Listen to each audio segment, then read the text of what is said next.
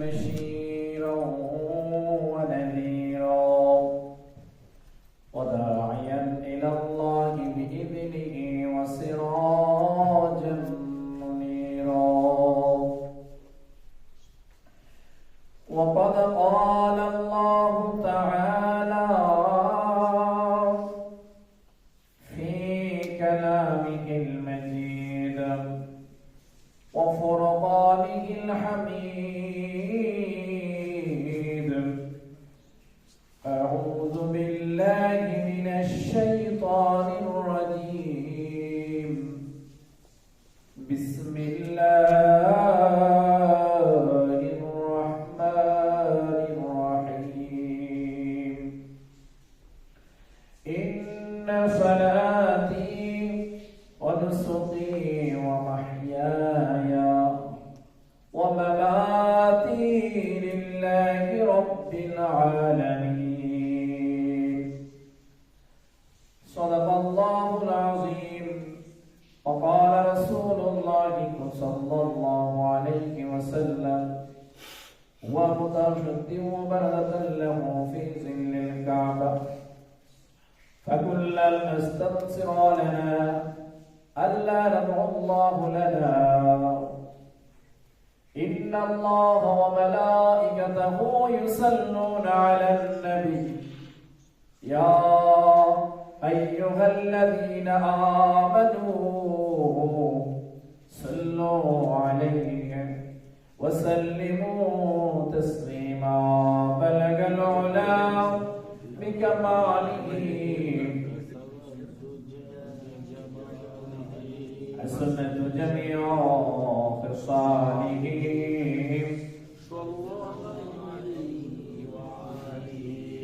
بلغ العلا بكماله كشف الدجى بجماله حسنة جميع خصاله صلوا عليهم وآله لا إله إلا الله لا إله إلا الله لا إله إلا الله لا إله إلا الله لا إله إلا الله لا إله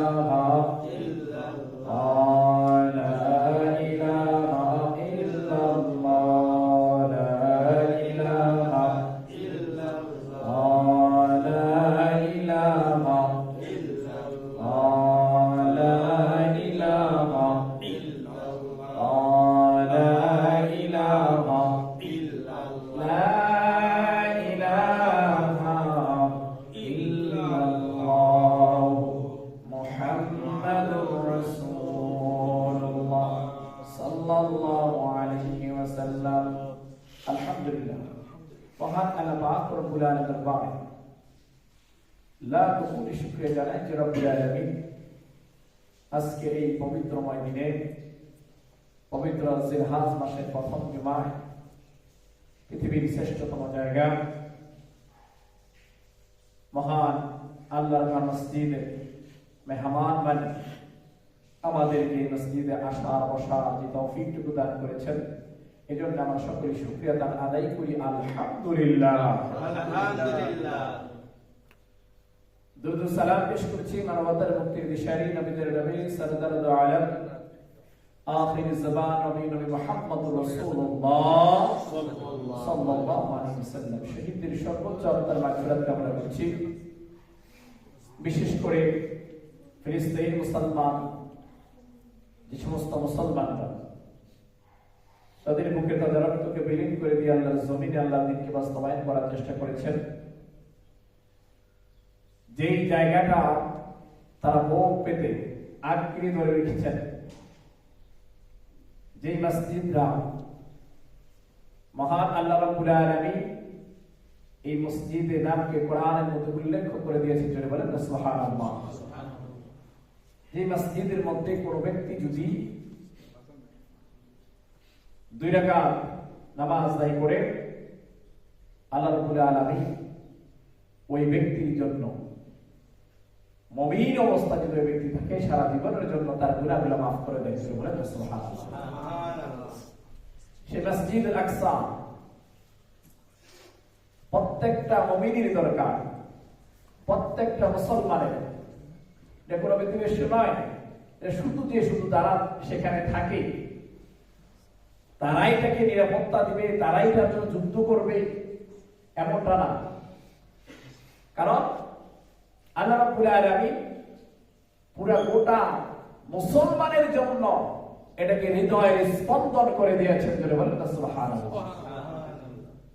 সেই হৃদয়ের স্পন্দন বিভিন্ন ভাবে ইহুদি নাসারা তাদের নিজেকে দেখানোর জন্য, জাহির করার জন্য, শক্তি ক্ষমতা রাখার জন্য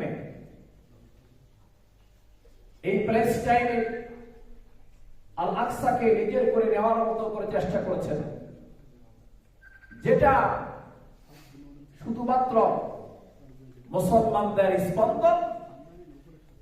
সেই স্পন্দনকে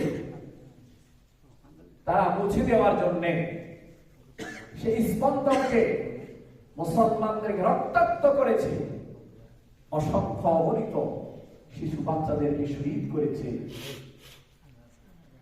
মুসলমানের সেই কাপুরুতে রক্ত যদি একটু না ঝরে, ওই মুসলমানকেও আল্লাহর কাছে জবাবদিহি করতে হবে। যদি বলেন নাউজুবিল্লাহ। কাজেই আমরা যে প্রান্ত থাকি না কেন, আল্লাহ রাসূল সাল্লাল্লাহু আলাইহি ওয়াসাল্লাম বলেছেন, যে মুসলমানের যদি একটা ফোঁটা রক্ত এক মুসলমানের থেকে বের হয়, তাহলে মনে করতে হবে গোটা মুসলমান জাতি থেকে রক্তটা বের হয়েছে। যদি বলেন না সুবহানাল্লাহ। ঐক্যের কথা বলা হয়, ওয়া'তাসিমু বিহাবলিল্লাহি জামিআ ওয়া লা তাফাররাকু। তোমরা সে আল্লাহর রজ্জুকে শক্তভাবে ধরো, একত্রিত করে রাখো, একত্রিত থাকো।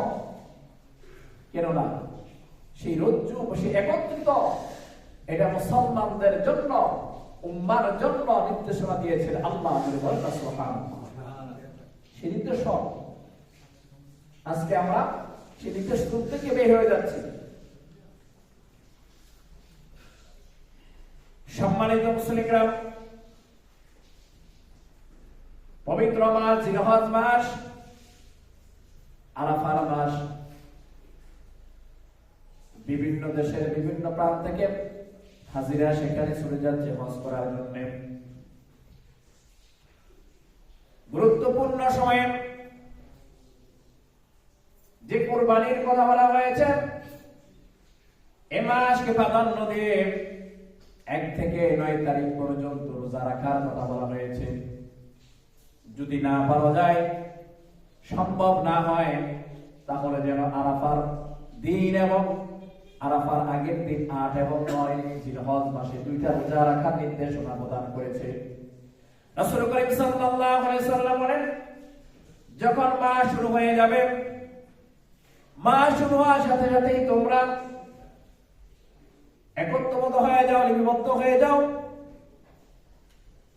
ওই চাঁদ ওঠার সাথে সাথে তোমাদের যত কাটাকাটি আছে, হাতের নখ, পায়ের নখ, চুলদাড়ি থেকে শুরু করে যত পশম আছে না কেন, ওই চাঁদ ওঠা থেকে শুরু করে ঈদুল আজহার আগ পর্যন্ত, কুরবানির আগ পর্যন্ত তার একটা জিনিস স্পর্শ করবা না, কাটবা না।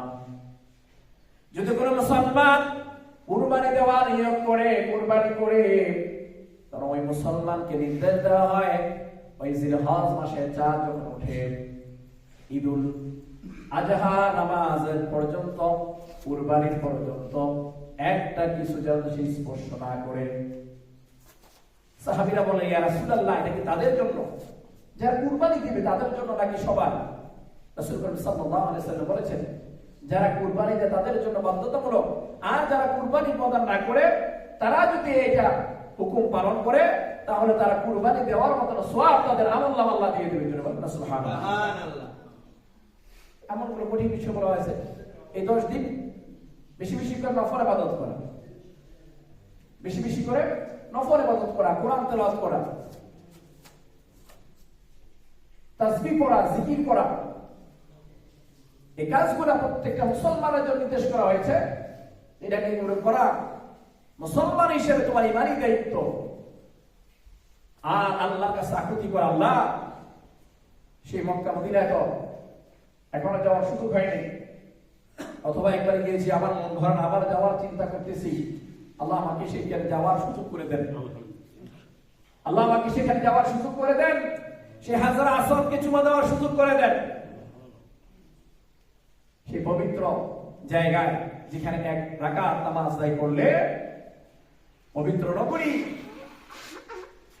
পবিত্র মক্কা বলা হয়েছে যে এক রাকাত নামাজ আদায় করলে সেখানে 1,00,000 রাকাতের নামাজের সওয়াব করে বলেন সুবহানাল্লাহ। কতটা বাইন্ডিস করে দেওয়া হয়েছে, বাড়িয়ে দেওয়া হয়েছে। এজন্য মুসলমান আমাদের নিয়ত রাখতে হবে যেন আল্লাহ রাব্বুল আলামিন আমাদের সকলের নিয়তকে কবুল করেন, সেটা আমিন। পবিত্র মাস কুরবানি, আমরা অনেকেই আসলে কুরবানি আসলে কুরবানির জন্য পাগল। কুরবানিটা কি? কুরবান এটা কি, এর অর্থটা আমরা অনেকে বুঝি না। কুরবান অর্থ হচ্ছে ত্যাগ করা। এটা জিনিস কোথায় থেকে আসছে?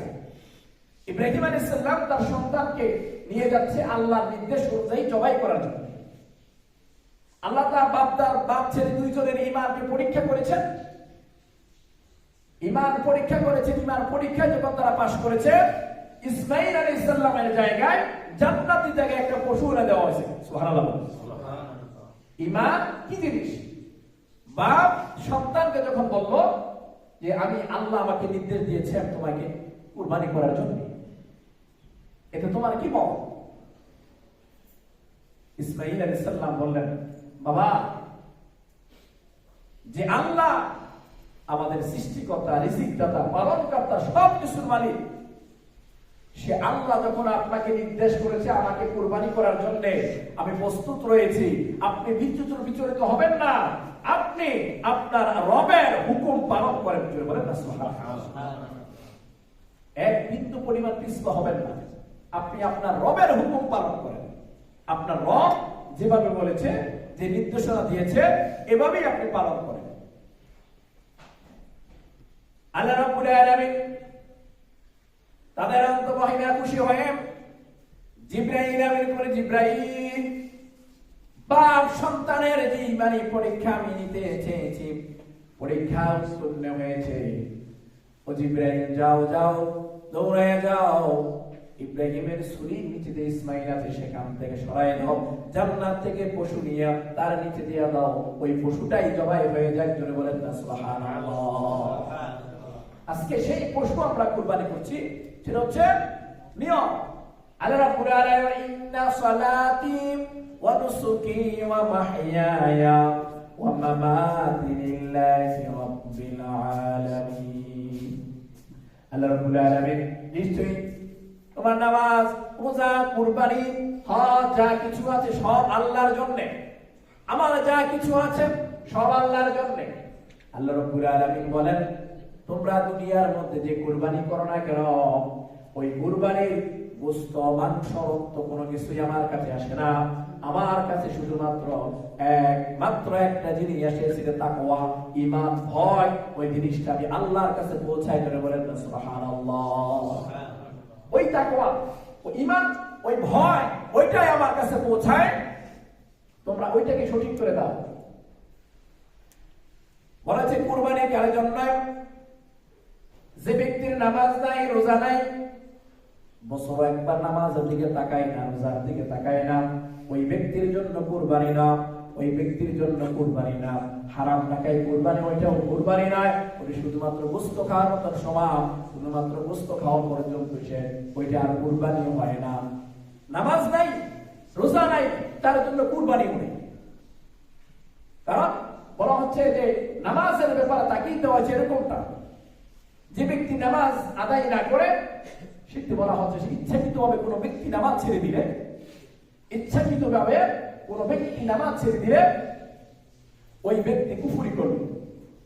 ওই ব্যক্তি কুফরি করে, আর কুফরি করলে কুফরি কাফের সমান হয়ে যায়। তাকে আবার পুনরায় কালিমা পড়তে হয়, মুসলমান দেয়। সেজদাতে তো আল্লাহর কাছে কান্নাকাটি করতে হয়। যদি আল্লাহ মাফ করে তাহলে সে তার মুসলমান হয়। যদি বলেন সুবহানাল্লাহ।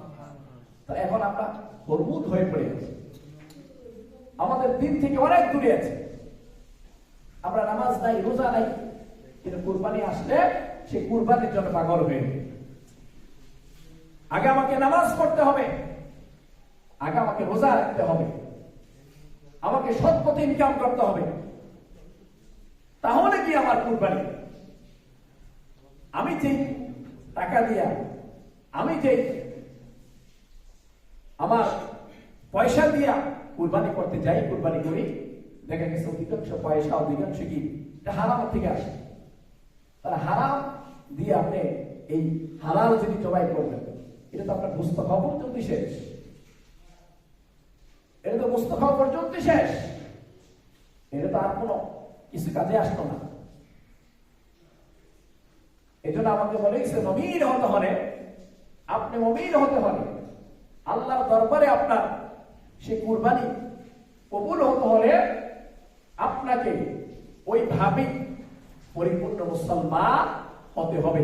ইয়া আইয়ুহাল্লাযীনা আমানু ইত্তাকুল্লাহ হাক্কা তুকাতিহি ওয়া লা তামুতুন্না ইল্লা ওয়া আনতুম মুসলিমুন। হে ঈমানদারগণেরা, তোমরা আল্লাহকে ভয় করার মতো ভয় করো। ইত্তাকুল্লাহ, আল্লাহকে ভয় করার মতো করো। হাক্কা তুকাতিহি ওয়া লা তামুতুন্না ইল্লা ওয়া আনতুম মুসলিমুন, ওয়া লা তামুতুন্না মরিয়না ইল্লা ওয়া আনতুম মুসলিমুন, মুসলমান না হইলে। বারবার করে আল্লাহ বলেছে মুসলমান হও, মুসলমান হও। শুধুমাত্র গোত্র থেকে এসে মুসলমান হলেই তাকে মুসলমান বলা যায় না। গোত্র থেকে বংশ হয়ে মুসলমান, আমি মুসলমান, বাবা মুসলমান, দাদা মুসলমান, আমরা এই বংশ করে মুসলমান। আবার অধিকাংশ শোনা যায় যে আমরা নামাজ পড়ি আর না পড়ি ঈমান ঠিক আছে, নামাজ পড়ি আর না পড়ি ঈমান ঠিক আছে। এই যে একটা খুব বড় কথা বলা হচ্ছে, যখন বলা হয়েছে যে নামাজ যে ছেড়ে দেয় সে কুফরি করে, নামাজ যে ছেড়ে দেয় সে ঈমান থাকে না। তাহলে যেখানে নামাজ না পড়লে ঈমান থাকে, এটা আবার কোন দেশের কথা? শুধুমাত্র আমাদের বানানো কালচার, বানানো কালচার যে নামাজ না পড়লেও, নামাজ ছেড়ে দিলেও আমাদের ঈমান আছে, ঈমান থাকবে। এটা শুধুমাত্র হাস্যকর কথা, বানানো কথা। আল্লাহ বলেছেন ঈমান আনতে হলে, ঈমানদার হতে হলে আগে নামাজে আসো, আগে নামাজে আসো। নামাজ নামাজ নামাজ ছাড়া কোন ব্যক্তি মুমিন হতে পারে না। ইন্নাস সালাতা তানহা আনিল ফাহশাই ওয়াল মুনকার ওয়া লাযিকরুল্লাহি আকবার। যে ব্যক্তি নামাজ ছেড়ে দেয়, বলে আল্লাহ রাব্বুল আলামিন বলেন মুমিনদের জন্য সুসংবাদ দিয়ে দাও, যারা নামাজ না ছাড়ে, নামাজ পরিপূর্ণ করে, নিশ্চয়ই নামাজ ওই ব্যক্তিকে সকল প্রকার বিপদ থেকে, সকল প্রকার খারাপ কাজ থেকে ওই ব্যক্তিকে আল্লাহ রাব্বুল আলামিন হেফাজত করে। চলে বলেন সুবহানাল্লাহ। এই নামাজের মাধ্যমে, নামাজের কল্যাণে ওই ব্যক্তিকে সমস্ত প্রকার খারাপি থেকে আল্লাহ হেফাজত করেন। এখন বলা হয় যে অনেক মানুষ বলে যে নামাজ পড়ে আবার খারাপ কাজও করে, নামাজ পড়ে আবার শিরকও করে, নামাজ পড়ে কবিরা গুনাহ করে। ওই ব্যক্তি বলা হচ্ছে ওই ব্যক্তি শুধু নামাজটা আল্লাহ দরবারে কবুল হয় না, এটা নামাজটা পরিপূর্ণ হয় না, এটা নামাজটা শুধুমাত্র দেখানোর জন্য নামাজ। এই নামাজটা শুধুমাত্র কিসের জন্য হয়? দেখানোর জন্য। কারণ তাকে নামাজ পড়তে হলে পরিপূর্ণতা অর্জন করতে হবে। নামাজ নামাজ যখন তাকে জোহর, যখন সে যখন ফজরের যখন ঘুম থেকে উঠে যায়, ফজর তখন তাকে ঘুম, যখন তাকে নামাজ ঘুমাতে দেয় না, তখন বুঝতে হবে তার নামাজটা আল্লাহ দরবারে কবুল হয়। আবার জোহরের সময় যখন হয়ে যায়, যখন তখন তাকে তৃষ্ণা দেয় যে আমাকে নামাজ দিতে হবে, নামাজ পড়তে হবে, তখন বলা হয় যে আপনি এই নামাজটা তার আল্লাহ কবুল হচ্ছে। পেরেশানির মধ্যে দিতে হবে নামাজটা, পেরেশানি হইতে হবে, হারে নামাজ ছেড়ে দিলাম, আমি কেমন নামাজ ছেড়ে দিলাম, যে রব আমাকে রিজিক দিচ্ছেন, আমার রিজিকটা যদি এখন বন্ধ করে দেয়। আপনি হাসপাতালেও দেখেন অনেক অসুস্থ ব্যক্তি আছে, তার চতুর্দিকে খাবারের কোনো অভাব নাই, কিন্তু সে কিন্তু খাবার খাইতে পারতেছে না। খাবার খাচ্ছে না, তার নাকে ঢোকায় নল ঢুকে রেখেছে, পাইপ দিয়ে রেখেছে, কতটা কঠিন হয়ে যাচ্ছে, অথচ খাবার কত খাবার সামনে খাবার খেতে পারতেছেন না। এই জন্য বলা হয় যখন রিজিক আল্লাহ বন্ধ করে দেয়, রিজিক যখন আল্লাহ বন্ধ করে দিবে তখন এই মানুষের জন্য সমস্ত দরজা বন্ধ হয়ে যায়। এই জন্য মুসলমান আসুন বেদাবায়াত ভুলে গিয়ে এই কুরবানি শুধু পশু জবাইয়ের নাম, শুধু কুরবানি নয়, এই কুরবানি মনের যত পশুত্ব আছে, মনের যত খারাপি আছে, সেই খারাপিগুলো আমাদেরকে ধ্বংস করে দিতে হবে।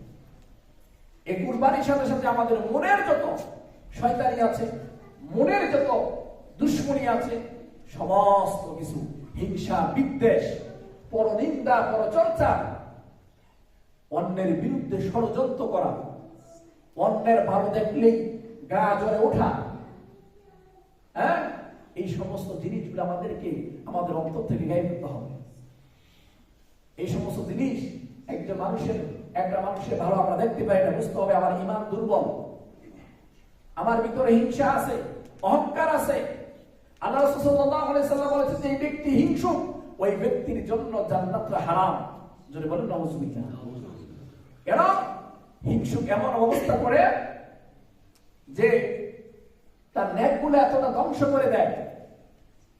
শুকনা কাঠগুলার মধ্যে যখন কেরোসিন দিয়া একটা মেজের শোলা অথবা গ্যাস লাইটের আগুন জ্বালায় দেওয়া হয়, ওই কাঠগুলো যেমনি দাউ দাউ দাউ দাউ করে জ্বলে, ওই হিংসুকের হিংসার কারণে তার নেকগুলাও এমনি ভাবে দাউ দাউ করে জ্বলে যায়। যেগুলো নাউযুবিল্লাহ। এই জন্য মুসলমান আসুন এই সমস্ত দিতে হবে। সন্তানদেরকে নামাজের আহ্বান করতে হবে, সন্তানদেরকে পর্দায় রাখতে হবে। সন্তানদের এই জন্য কিন্তু নামাজ যদি সন্তান না পড়ে, পর্দায় যদি সন্তান না থাকে, এই জন্য আপনার জন্য জাহান্নাম যথেষ্ট। সন্তানের হক নষ্ট করা যাবে না।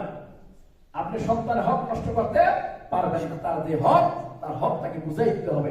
না হয় আপনার এই হক নিয়ে উঠলে এই জাহান্নামের জন্য, জাহান্নামের মধ্যে আপনাকে এরকম ভাবে বিশাল আকারে পাহাড় দিয়া নষ্ট করে আপনার গলায় মধ্যে এই সম্পদগুলো জুলাই দেবে। আল্লাহ রাব্বুল আলামিন আমাদের সকলকে সকল প্রকার হারামি থেকে হেফাজত করুন, আমিন। আল্লাহ পাক আমাদের সকল প্রকার খারাপি কাজ থেকে হেফাজত করুন, আমিন। আল্লাহ রব আমাদের সকল যারা কুরবানি দেন সকলে কুরবানি কবুল করুন, আমিন।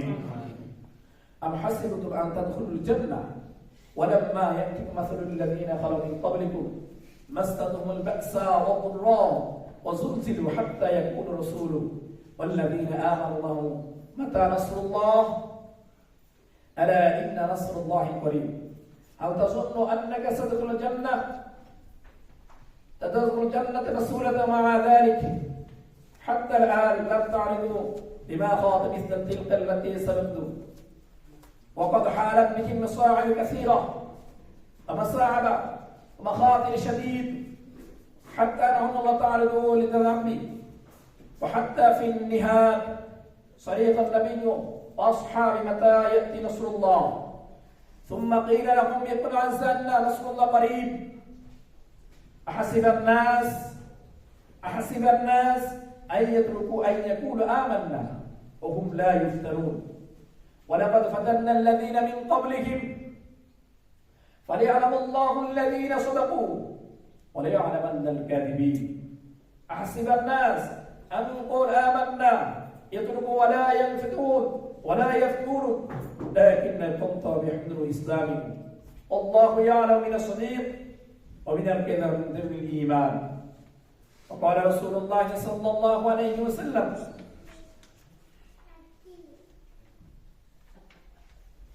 سيد رسول الله سيكون في من الصحابي الوالدين يمسكه من والده كما لو كان يحمل تجون جماعة مشتركون في دباب كان الرجل فيهن قبلكم قال حد الخباب من رياض رضي الله تعالى عنه ذهبت منه اتجاه إلى النبي صلى الله عليه وسلم من معاتنا وتعذيبنا ثم جعل قبر الصدقاء واصدقاء في ظل الكعبة فقلنا له الاستغفار من الله بالله علينا ألا تدعو الله من جلنا من أجرنا ثم قال ما أصابكم من عذاب الآخرة وكان حال المؤمنين قبلكم أن يحزن أحدهم جحرة قد من فيه نسوا الله جسد العظام ثم أتي بالمشي بالمناشد ودعاء على الرأس ثم قضى إلى القسمين لكن هذا التدريب للإنسان لم يسد عن لحم الله يوم العرفة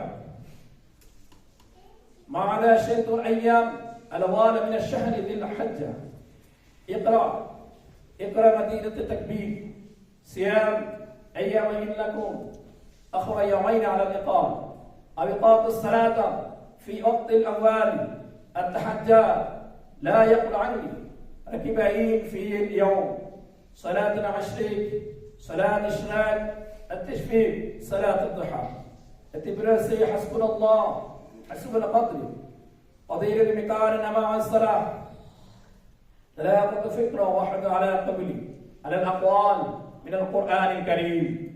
القرآن الكريم ذكر اسم الله استغفار ثابت تسبيح تحليل سبحان الله الحمد لله لا إله إلا الله والله أكبر بارك الله لنا ولكم في القرآن العظيم. سنة